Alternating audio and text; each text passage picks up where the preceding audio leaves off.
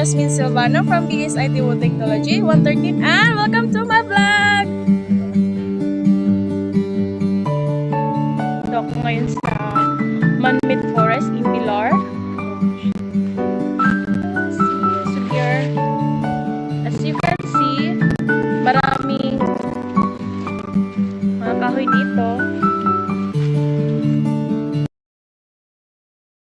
Okay, let's go.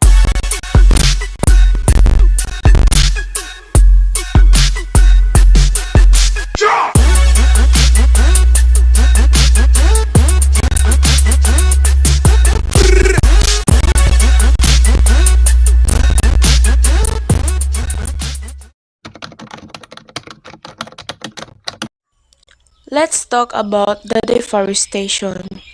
Deforestation refers to the decrease in forest areas across the world that are lost for others such as agricultural croplands, urbanization or mining activities, greatly accelerated by human activities.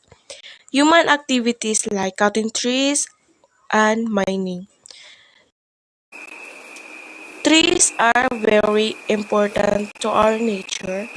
Don't abuse our nature like doing cutting trees, mining, and burning the forest. We should love our nature.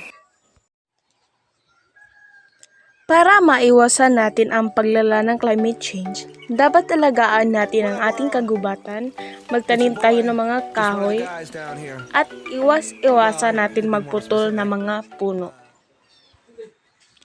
Always remember, progress is impossible without change. And those who cannot change their minds cannot change anything.